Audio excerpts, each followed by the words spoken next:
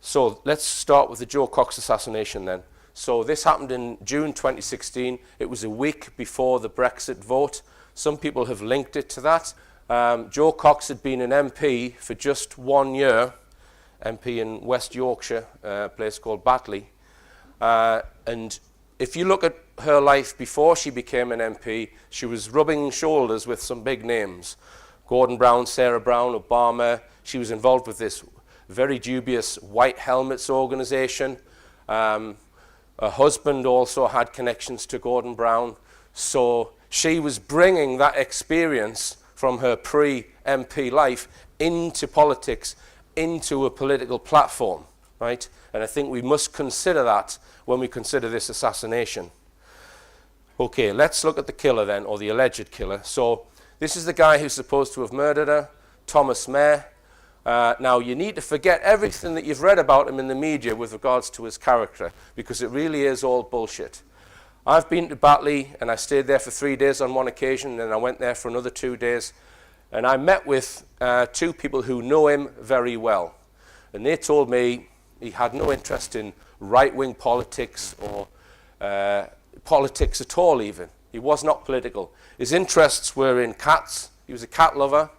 He would walk miles to go and get food for other people's cats, and he built shelters for other people's cats. He was also a very keen gardener, so he'd spend his spare time doing other people's gardens. He was not interested in politics or far-right extremism as the mainstream media have painted him.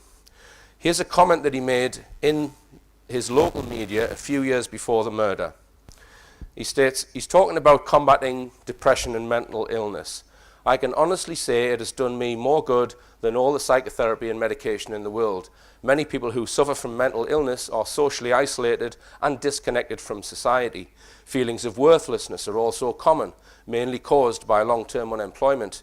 All these problems are alleviated by doing voluntary work. Getting out of the house and meeting new people is a good thing, but more important in my view is doing physically demanding and useful labour. This is what his 2 brothers said after it happened.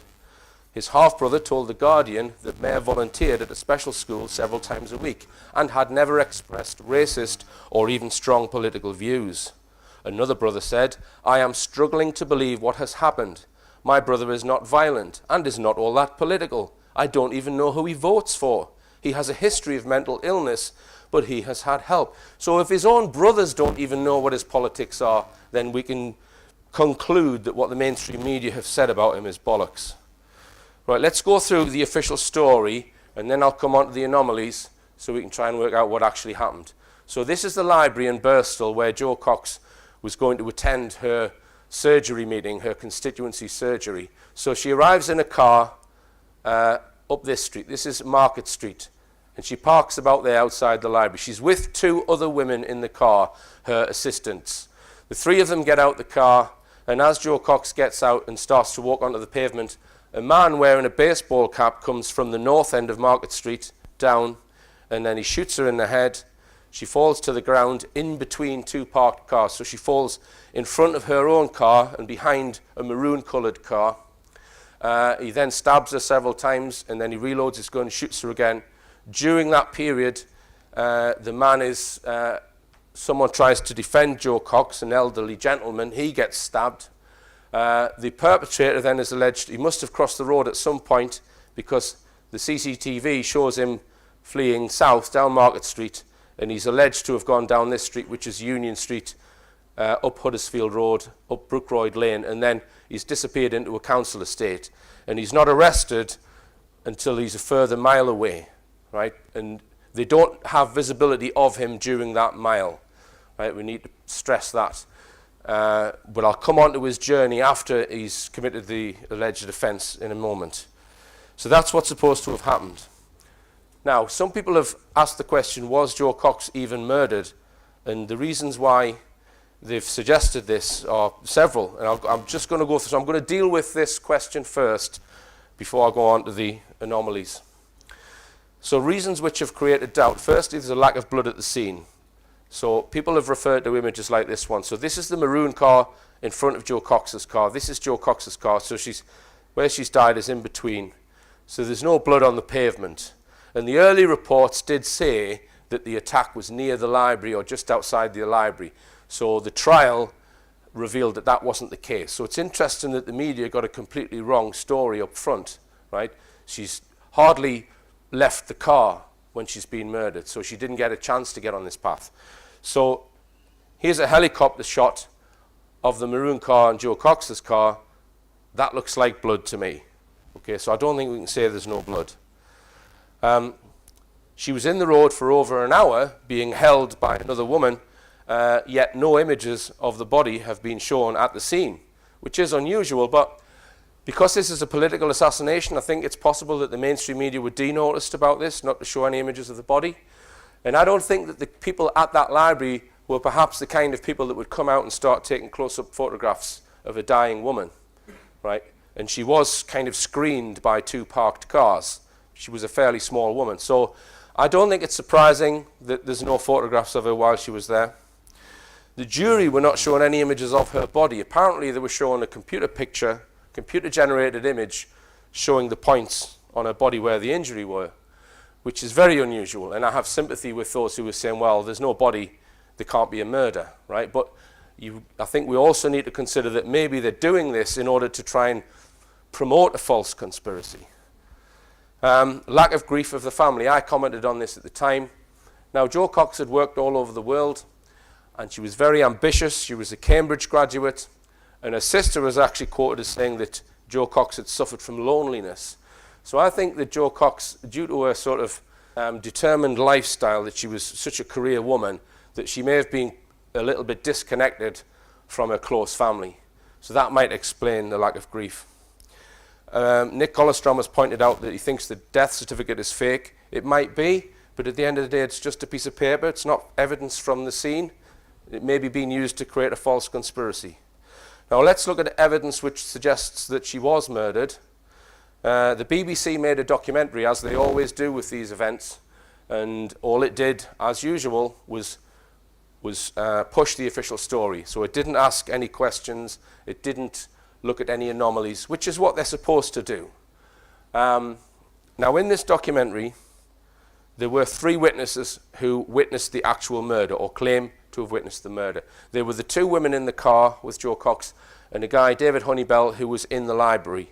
And he witnessed it, and he explains how he saw the gunman take a step back, reload his gun, and shoot her in the midriff.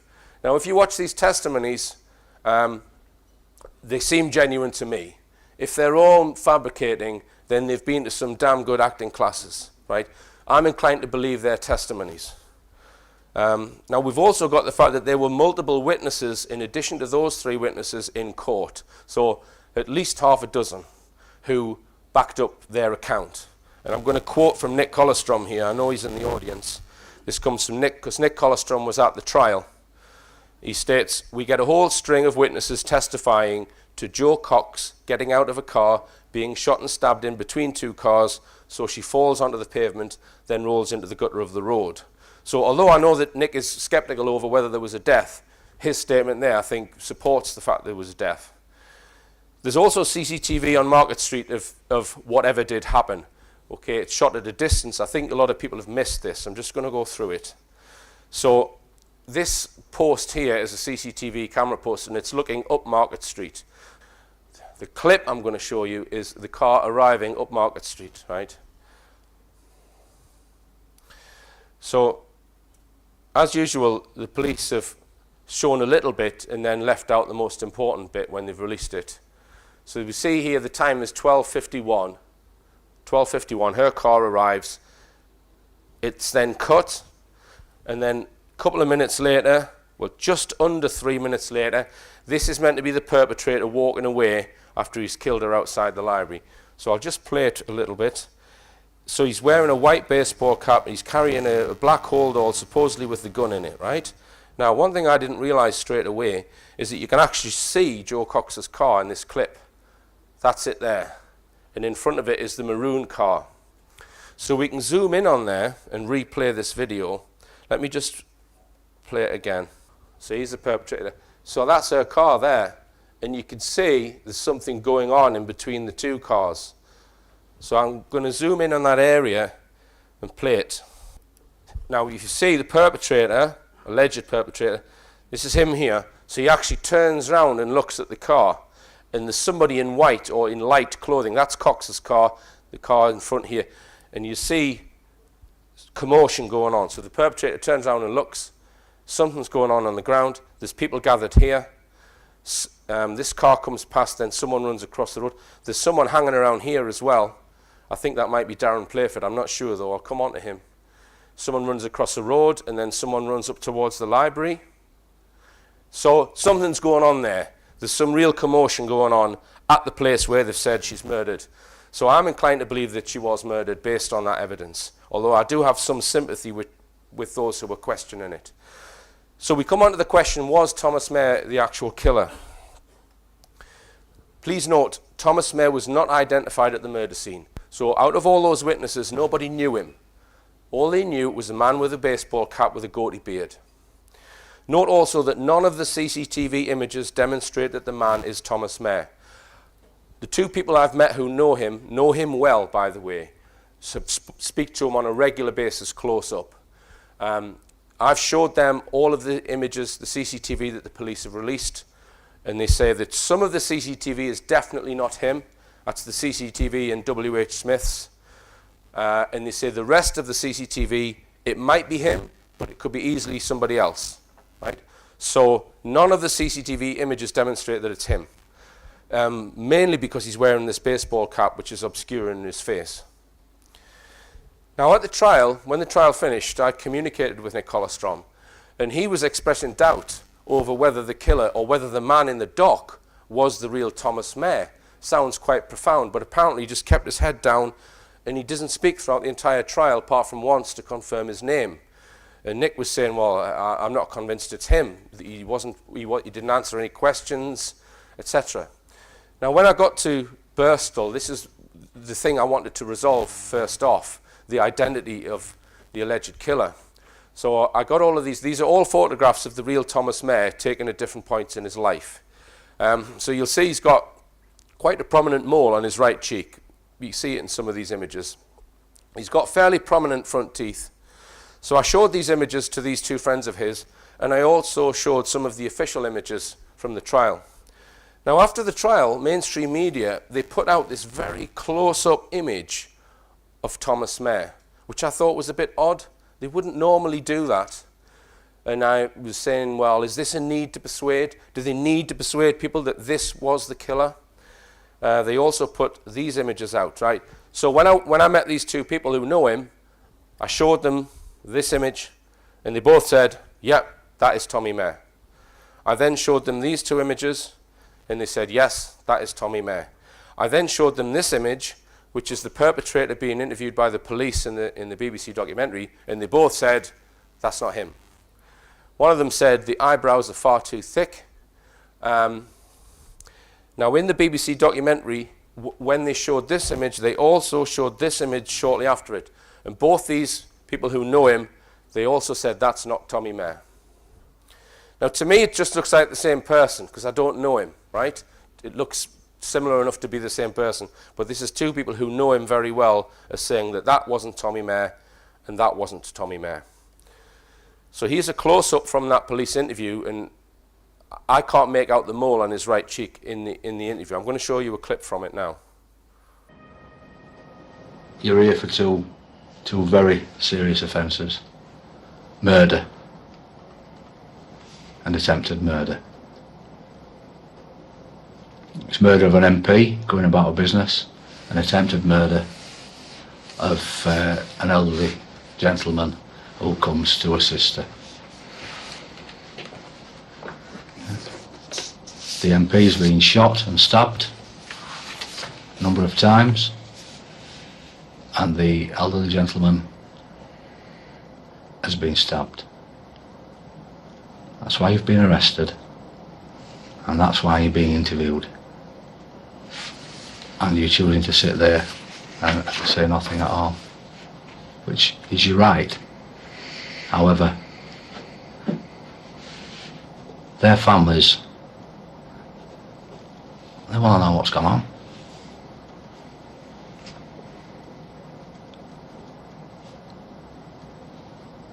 Are you prepared to give them anything as to why. That's what we're thinking, why?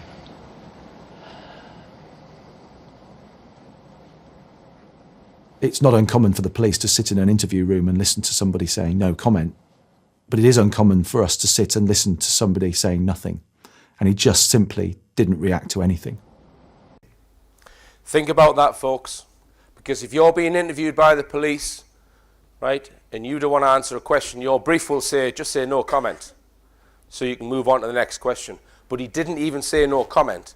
What that means is his voice is not recorded on the police equipment. Now, why might he want to do that? Because if it's not the real Thomas Mayer, he's going to have a totally different voice, isn't he? Right? So to me, that's a second piece of evidence which suggests that perhaps wasn't the real Tommy Mayer, although I wouldn't be able to tell the difference, but I don't know the guy. Two people who know him say it wasn't him. So reasons why it's been suggested that a double may have been used, so not just in the police interview, at the trial as well. Firstly, the two people who knew him well say the man in the police interview is not Mayer. During the police interview, the suspect did not speak at all. During the trial, the accused only spoke once to confirm his name. Now, you might be sitting thinking, no, he shouted out, "My name is death to traitors." That was at the magistrate's hearing. I'm not sure whether there was any public there, right? But at the trial, he just spoke very briefly to confirm his name, then kept his mouth shut, hiding those two front teeth. During the trial, no witness was asked to confirm the man they saw doing the murder was the man on trial. People at the trial were not sure it was the real Thomas Mayer in the dock, and no defence was given by the accused. This is another key element which suggests he's a patsy. No defence was given. Now, you're going to see some facts that I'm going to present that his defence could have presented but didn't. So these all suggest that Nick Collerstrom may have been right. So this is a comment from Dr. Nick Collerstrom. No witness was asked whether the guy sitting in the dock was the Thomas Mayer whom they remembered. The guy in the dock kept his eyes down, showed no interest in anything, just wrote notes and looked very bored. So think about this, folks. If it's true, let's go down this as a hypothesis. If they're using someone else, why would they do it? There's only one reason I can think of, and that's the real Thomas Mayer didn't do the murder, and they're framing him as a patsy. They don't want the real Thomas Mayer defending himself, saying it wasn't me, folks. I was doing someone's garden, right? So let's go down this avenue then, that we've possibly got an imposter. So we can repeat that Thomas Mayer was not identified at the murder scene. No CCTV images can demonstrate whoever it was Thomas Mayer. So there's no evidence from the murder scene that the killer was Thomas Mayer. Let's look at the perpetrator's movements immediately after the murder, because I think the anomalies shed light on how this may have been done. So this was his path, right? This is the man in the white baseball cap is alleged to have fled down Union Street up Huddersfield Road and then disappeared into this housing estate. I'll come on to that in a second. I just want to point out a few more anomalies. Firstly, all the people who saw the murder claim the perpetrator was wearing a black baseball cap. But as we saw, the official perpetrator on CCTV is wearing a white one. There was a witness in the market, a young lad, I'm not sure if he gave evidence at the trial, he said the perpetrator fled north wearing a black baseball cap. So we've got conflicting accounts of the perpetrator with white and black baseball cap. Now, the official story states that when he got up onto Brookroyd Lane here, he went into John Nelson Close, jumped into a garden, removed his white baseball cap, and underneath was a black baseball cap. He threw his white baseball cap away, took his jacket off, and then continued on his journey up Brown Hill Road, walks about a mile, and then is arrested some time later. Now, we know this path because of a witness called Darren Playford, which I'll come on to. Now, when I showed this to the two locals who I spoke to who knew Tommy Mayer, one of them said, well, Tommy wouldn't walk round there to go down Union Street. There's a gap in the fence here. He would cut across there, or he might even go diagonally across the car park, right? So they were suggesting that that person didn't have local knowledge. He may have gone down this way, but that would mean that two witnesses would have been fabricating that said he went down Union Street, because there's no CCTV of him being released in that area. So that's his official path, right?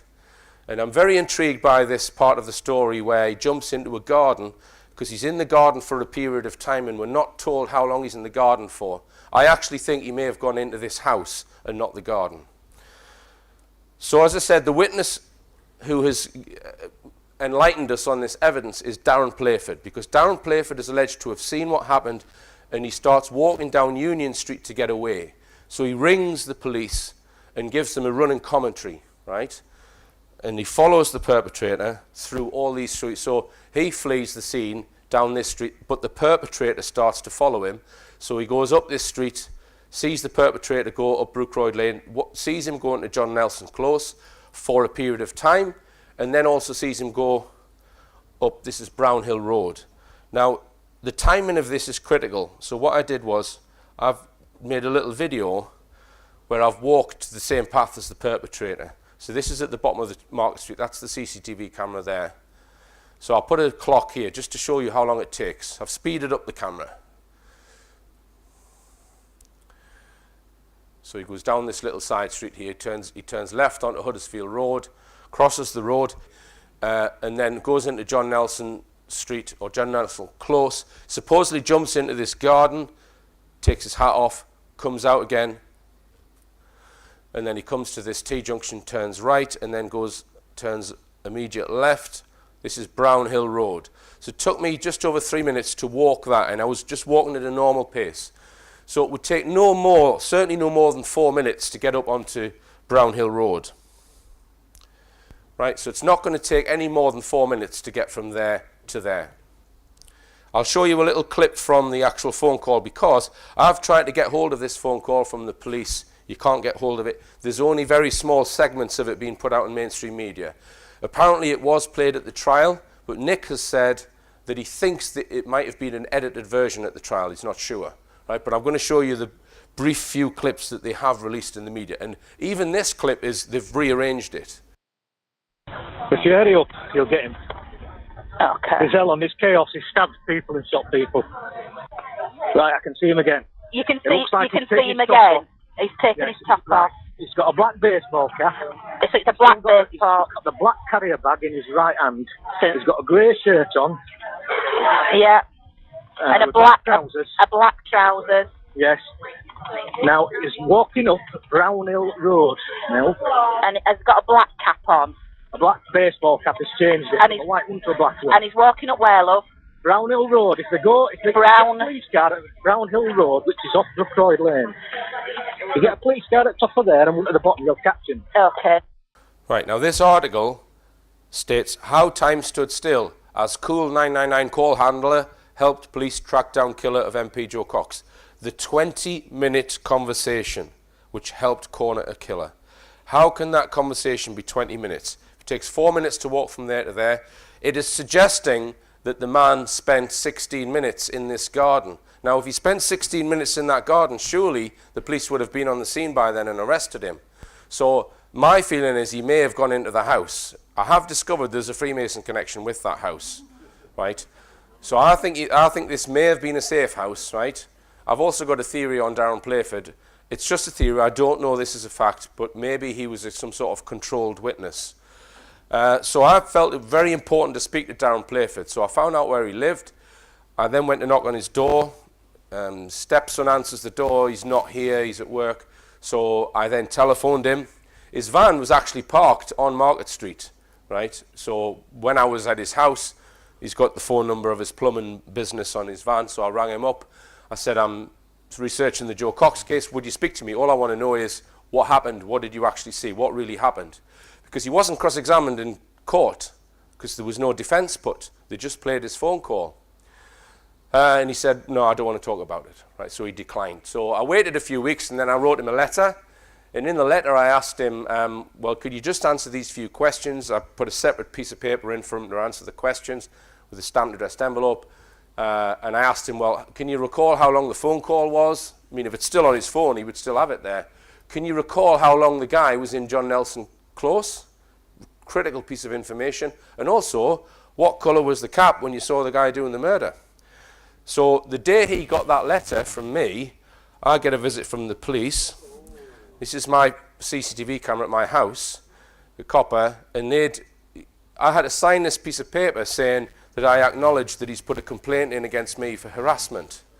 And all I had done is phoned him once and wrote him a letter, right? And he's gone to the police, and I was warned by this copper, do not go and speak to him, otherwise you'll be in deep trouble, right? So, my opinion, that's an overreaction, right? So, suggests I've hit a nerve asking questions about the timing of this. How long was he in the garden? Now, let's look at where the alleged perpetrator went after Brownhill Road. See, there's no way it can be 20 minutes because when the perpetrator is arrested, it's about a mile away, and it only takes 17 minutes to walk from there to the point where he's arrested. And Playford was not at that point. So it suggests that there's time passed in this journey, probably either at the house or in the garden. So the time to walk to the arrest scene, this is where he's arrested in this cul-de-sac here. It's called Ryesdale Avenue. So he's walked up Brownhill Road, along these roads in this housing estate, onto the main road, and he's just walked off the main road into a dead end here and been arrested. I'll come on to the arrest in a second. So it takes 17 minutes to walk from there to there. He left the murder scene at 12:53, as we saw on the CCTV. He was arrested at 13:35, so that's 42 minutes, right? It does not take 42 minutes to walk that distance. So this is lending weight to him being in John Nelson Close for quite a long period, maybe even longer than 16 minutes, perhaps 20 minutes at this point. Now, there is another piece of evidence on this corner. There's a CCTV camera from a domestic property. I'll just show you it. And he is seen walking past, right? And he actually walks around this corner. Now, there's no timestamp on that, so you can't tell where it's placed. I've shown this moving sequence, this CCTV sequence, to the two witnesses who know him, and they both said it could be him, but it could easily be somebody else. There's not enough detail there to identify him. And the house that this CCTV camera is at is the house of Paul Playford, who is Darren Playford's brother. So it's the brother of the man who complained against me for harassment. But it's probably just a coincidence. Right, so he then walks into Ryesdale Avenue. This is a cul-de-sac here. He walks in, and there's a cop car following him. The two police get out about here. They shout at him, he turns around, opens his arms out, and then they run at him and they rugby tackle him to the ground and they smash his head off the floor. And they then go back to the car and get first aid. They start bandaging him up. And then at that point, there's 3 armed response vehicles arrive with guys with guns and a couple of unmarked police cars as well. Now, this is filmed by someone who lives in this house here. And the guy who filmed it, I have interviewed him, and I have also interviewed his wife. They saw whoever it was with the grey shirt on walking into their street, and the wife commented to her husband, he's sitting watching the football. She said, oh, I've never seen him before, because it's cul-de-sac, you see. She didn't understand why someone she didn't recognise was walking it. And then she says, oh, there's a police car following him. So the two of them started watching, and when the police took him to the ground, the guy starts filming on his mobile phone. Now, ITV bought the rights to that for £1,000 off them, and then it appeared on the 6 o'clock news, but they didn't show all of it. So I know what happened because I've interviewed this couple, and by the way, this couple did not give evidence at the trial. His defence team should have been all over this couple, right, who saw the arrest. Now, and I do suspect this is the real Tommy Mayer who was arrested. His mother is alleged to have seen this and commented that it was him. There's another reason why I think it was him, which I'll come on to in a second, right? So this is the police car that arrived first. There's a couple of unmarked cars coming in as well. Now, you would imagine that if this guy is the perpetrator who's just killed Jo Cox, that he would have the gun on him and the weapons on him. There would be forensic evidence to say he was the killer. At the trial, both the arresting officers testified that the man did not have a knife in his possession. One of them testified that he did not touch the firearm in the bag, but just felt it was there. So neither of these officers have seen a gun or seen a knife. The two witnesses who I've interviewed who watched them arresting him also say there were no guns or knives, or they didn't see any guns or knives. And the witness who filmed the arrest videos told me that he did not see knives or weapons, and the police put a tent over the bag. So the bag was there in the road. Sometime later, another unit came and they put a little tent over the bag. So this comes from Dr. Nick Collestrom's trial report. He says, a senior crime scene investigator arrived at the scene at 14:50. That's an hour and a quarter after the arrest. As he could not be present at the trial, his testimony was read out, together with videos shown. He saw a black baseball cap on the ground, plus a knife sheath and a dagger. In addition, there was a long gold-type object, which when unscrewed contained a knife. We were shown pictures. He found a black wallet on the ground with cards and cash. We were shown the name of Thomas Mayer on his library card. A Tesco's carrier bag was there, containing a pro-Brexit leaflet. We were shown 2 sets of keys also on the pavement next to the coins. The investigator took 118 photographs.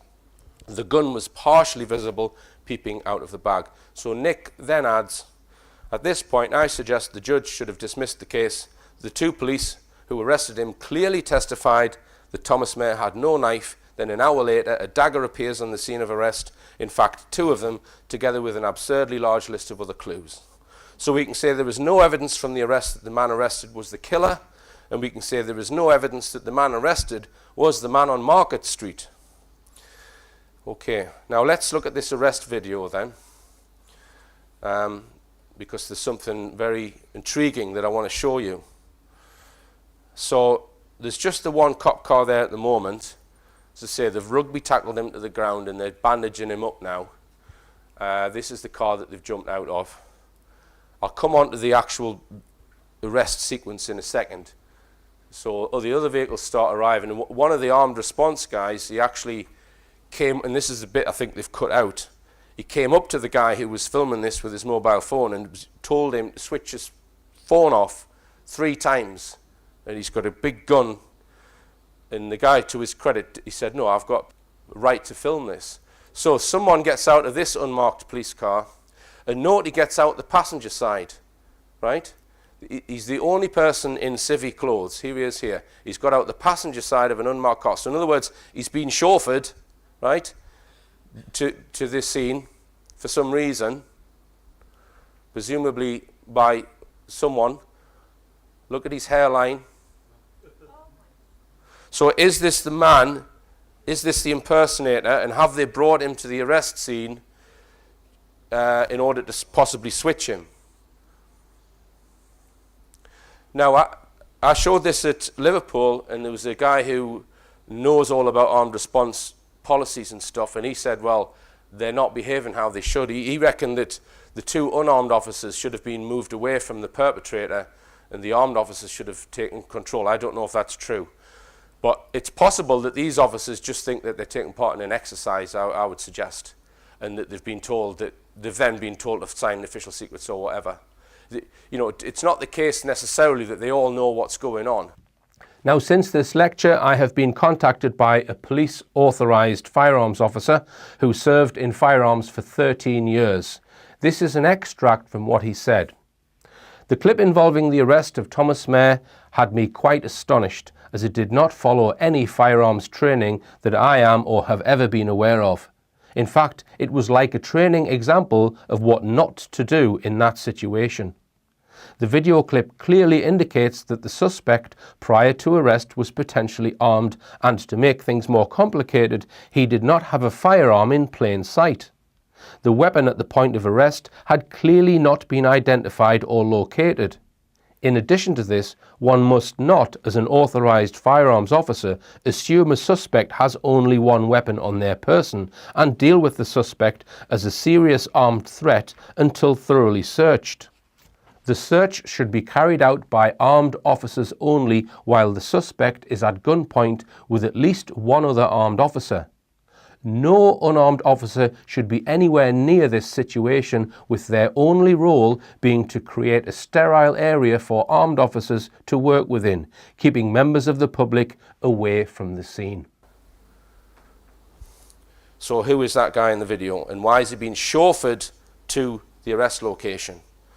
Now, another fact which sheds light on the perpetrator being a patsy is that the police knew his name. They called out his name. When they got out of the car, they shouted the name of Tommy Mayer, and this has been redacted from the trial, right? How do I know this? Because I've interviewed the couple who saw him being arrested. So this is me talking to the couple who witnessed the arrest. When you first saw him and the police weren't there, how fast was he walking? Did he look? Where did you think he was headed? I wasn't sure because it's a cul-de-sac, but he was just walking just a normal pace. He wasn't running or anything like that. They got out of the car, they said his name first, so they obviously knew his name, and they just charged at him and took him straight down onto the floor, and that's where he went back and banged his head. Yeah, after they charged him and took him down, they said to him, "Have you just shot and stabbed somebody in Birstall?" Didn't reach for no weapons, just stood there with his bag in his hand, like, didn't even try run off or nothing, just stood and faced him like that. Now, I didn't understand the importance of them knowing his name until I got back. So I've rang the guy again just to get him to confirm that. So he's on the phone here. If you just tell me what you heard them say. He says, "Are you Tommy Mayor? Have you just shot and stabbed somebody in Birstall?" And I couldn't hear what he was saying. And you couldn't hear what Tom Mayer replied. Okay, so What police were saying, yeah, but I couldn't hear the word he was saying. right. So you're fairly sure that he said his name. They definitely knew his name, honestly, they did. Right. 100% they said his name. Right. I said to at least they know his name already when I come in. They did, 100% they said his name, they did. So can you believe that the defence team haven't got those two as witnesses? Right? They didn't even mount a defence. So the police called out his name. Now, based on their statements and the police's statements, this is what I think happened. So they're following him for some period, I don't know how long for. He gets a bit spooked, so he comes off the main road and starts walking into a cul-de-sac. I don't think he knows it's a cul-de-sac. So the car pulls up and the police get out and they shout, "Are you Tommy Mayer?" He turns around and he says something like, "That's me." They then say, "Have you got any weapons? Put your bags down and show your hands." They then charge towards him and rugby tackle him to the ground. And once they've got him down, they say, "Have you just shot and stabbed someone in Birstall?" That's what I think happened. Now, these two police officers were interviewed on Good Morning Britain, Tweedledum and Tweedledee. And I'm going to show you a clip from this because it's very revealing. We were about a few miles away, weren't we, Craig? Weren't we, Craig? Why does he need the authority of Craig? And yeah, we was on the radio, and we decided we were sent into the area to have a look for the suspect, and we got told to proceed with caution because he was obviously armed still, and he possibly had a gun and a knife on him. So then you saw Thomas Mayer, Yes. didn't you? Didn't know at the time, though. We didn't know. Did you see that? So the journalist on the left's been briefed. He's been briefed that they do not know the perpetrator's name because he jumps in to save that question. Watch again. So then you saw Thomas Mayer, Yes. didn't you? Didn't know at the time, though. We didn't know. We thought it was him. Right. Did you see the fade to white there? Right. They've actually cut 6 seconds out of this interview before they've posted it online. I know they've cut 6 seconds out because of the helpful little clock on breakfast telly. So here we go. So then you saw Thomas Mayer, Yes. didn't you? Didn't know at the time, though. We didn't know. We thought it was him. Is the man who had just murdered Jo Cox. Yeah. So they're talking about the suspect and the identity of the suspect. 6 seconds gone. I'd be interested to see the original interview for this. What did you know about him at that stage? Absolutely nothing other than he had a firearm potentially on him and a knife on him. So you've turned the car around. Do you park the car? Do you stop the car in the street? Do you jump out? No, we started following him. Now, it's interesting that they're following him, that they didn't just apprehend him immediately. We don't know how long for, and we don't know where from either. He started walking down the cul-de-sac, and there were a couple of people in the gardens, because it was around about 1 o'clock in the afternoon. Now, that suggests to me that the couple of people in the gardens is a problem to him. Otherwise, why mention it? And what he says next, I think, reveals what the problem is. I put the window down and I sort of sat on the window ledge and I hung out the window. Craig held my belt. All right, so what's going on there? He's sitting on the window ledge of a car, hanging out the window, with the other one holding his belt. What I think's going on there is he's got a taser in his hand and he's thinking about tasering him because you do need to get within about 10 or 15 feet. Not easy to taser someone from a moving car. That would explain what he's just said there. Right? And I think that might also explain why he's worried about people being in the gardens, because he doesn't want to do it in front of children, right? So, but he's not saying that in the interview. He's just saying that he's hanging out the window with Craig holding me belt. Isn't it funny? And I remember Craig shouting to me, he's got something in his hand, he's got something in his hand. He had a black hold all and Tesco carrier bag in his hand. and I was shouting to him to stop. And he just ignored me at the start, and then he turned around, and then Craig, he was still shouting, and then I just told him to put his bag down, show his hands, and he did. He threw his bag down. He threw his bag down, didn't he, then, yeah? And he put his arms out to the side and went, "It's me." Oh! He's missed a bit out, hasn't he? He's missed the bit out where he says, "Are you Tommy Mayer?" That's me. He's not saying, "It's me," admitting to the crime. He's replying to the question, "Are you Tommy Mayer?" These two guys, in my opinion, are perjurers for leaving this out of their court interview, that they were given his name beforehand. I can't remember getting out the car. The next memory I've got is we're literally shoulder to shoulder with Craig, and we're running as fast as we could towards him, and then as we've come probably as far as we were to you, he's quickly moved his arms from outside, from his outstretched towards his belt and down, and which is the where the firearm is. We thought we thought. He's not confirming it. He's saying we thought it was there. Yeah, that's what we thought. What did you do?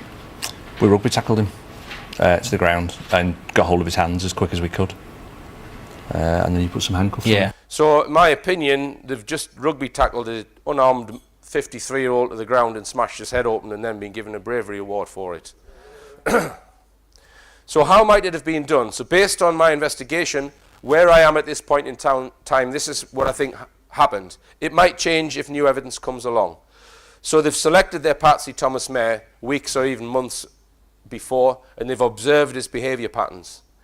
They've predicted where he's going to be on a specific day or time and observe him on that day. They ensure that Jo Cox, the target, is brought near to that point at a particular time. A military hitman dressed as a patsy executes the murder. So someone with a similar stature, with a goatee beard and a cap. I'm not saying that the person who killed Jo Cox was the person being interviewed. Then the perpetrator flees the scene and receives information as to where the patsy is and just starts heading towards him, dressed in the same clothes, so that any CCTV or eyewitness evidence in between will match. When the perpetrator is near the patsy, the pasty is arrested and jailed. And then an impersonator takes part in the interview and trial. And we might ask, well, where's it gone wrong? Why did he wait for 16 minutes, if indeed he did, at that in John Nelson Close? Well, maybe he went in this house, which was a safe house, and he was waiting for a black baseball cap to be dropped off.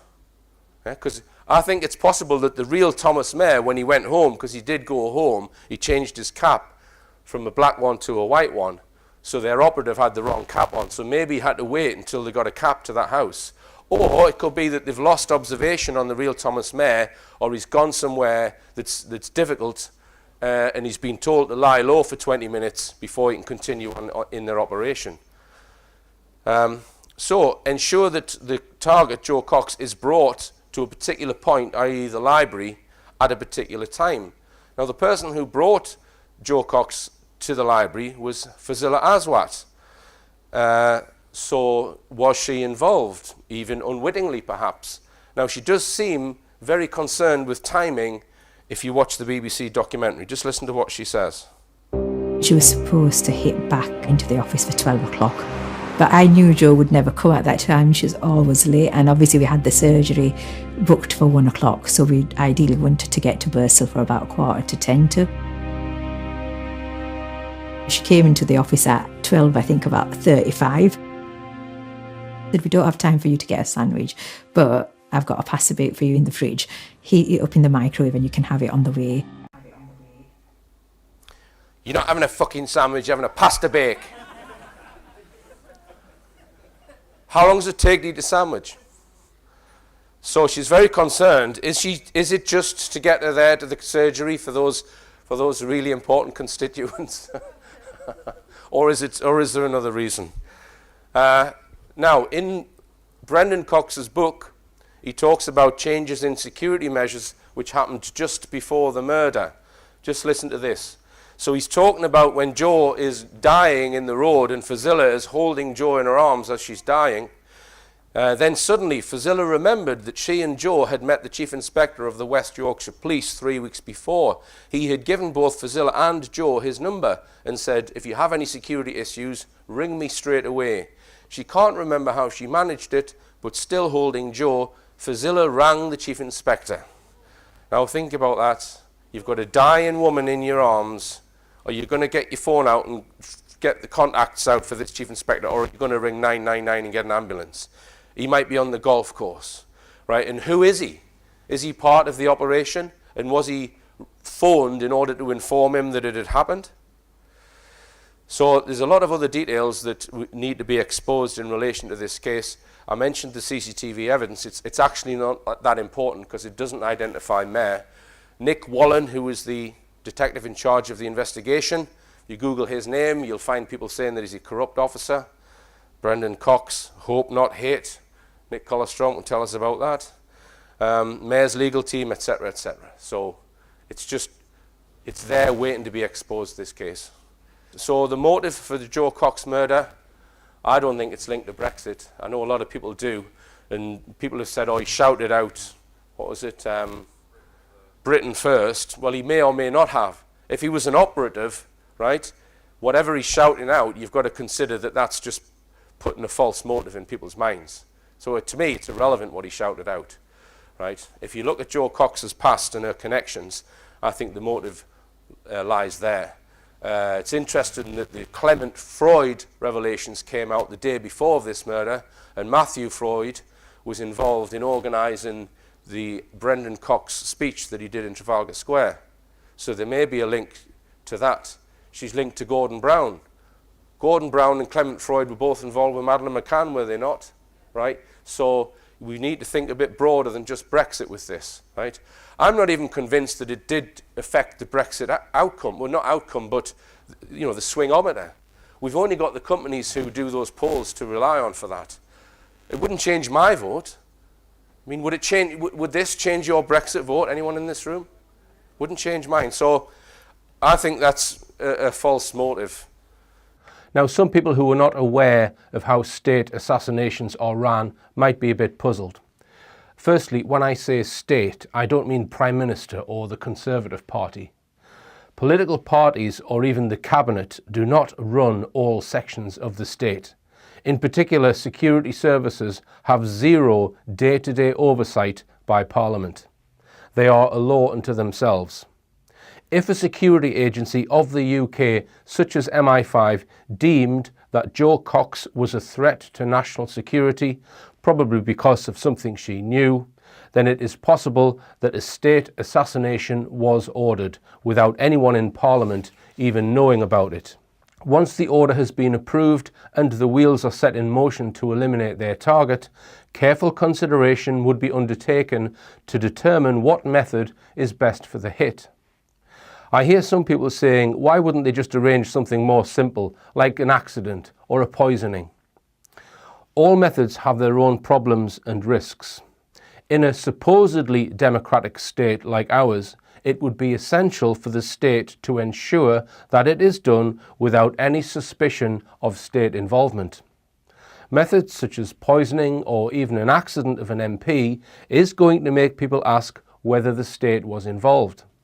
And any method that does not allow the case to be immediately solved, albeit fraudulently, means that a lengthy investigation has to be opened and will remain open until it is solved, which can create a headache, especially if everyone in the investigation is not part of the initial plot.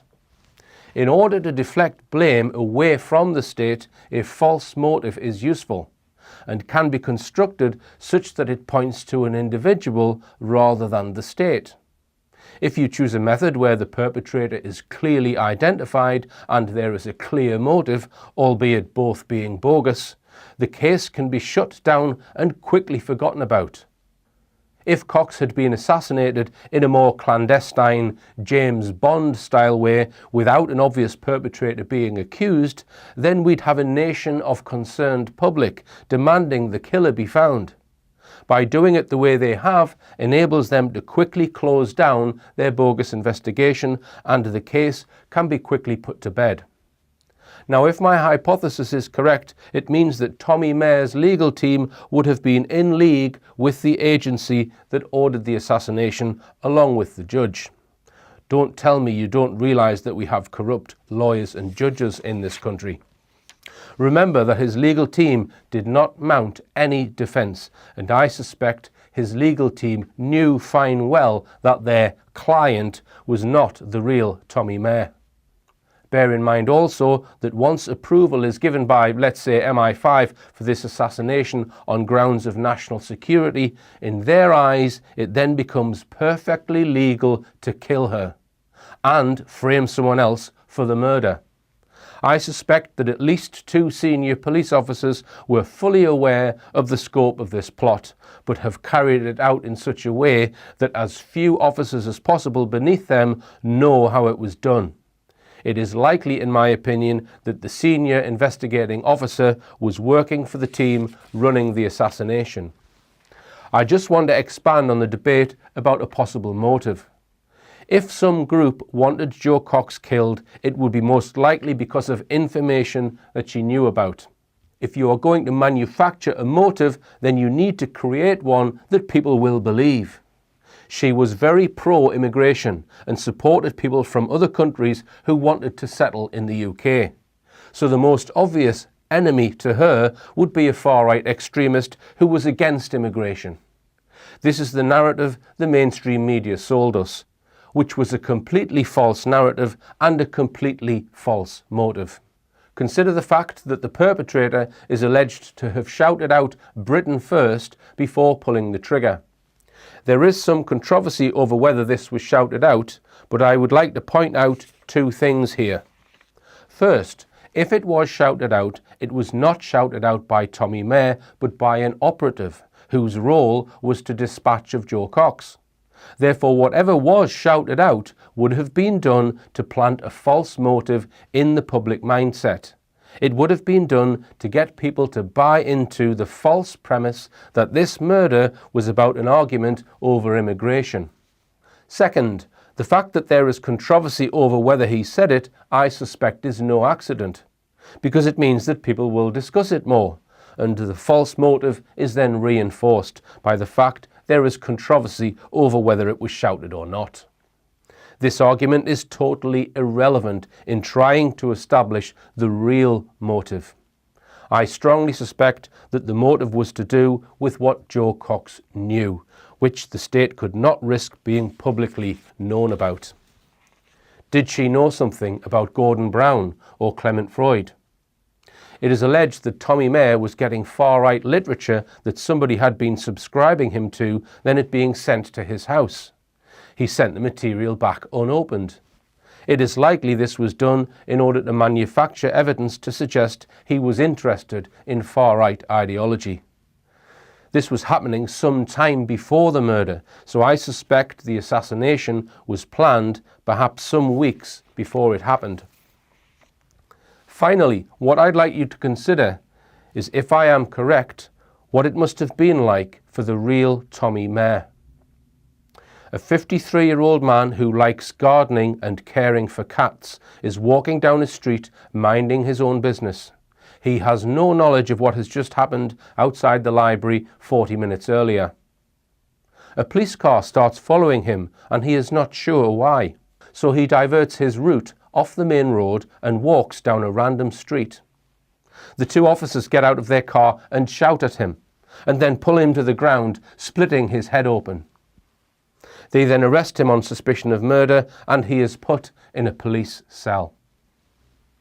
He is not given legal advice, and 6 months later, after not being given a trial, he is sent to Franklin Prison as a Category A prisoner for life.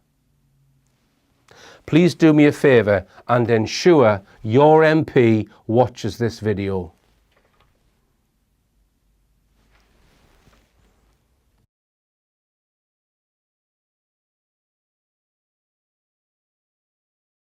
Order. Colleagues, today the 2 extremely brave police officers who apprehended the killer of our late friend and colleague Jo Cox are in the side gallery for Prime Minister's questions. I am referring to PC Jonathan Wright and PC Craig Nichols, both of the West Yorkshire Police. Gentlemen, we honour your public service, we thank you for it, and we offer you the warmest of welcomes here to the House of Commons today.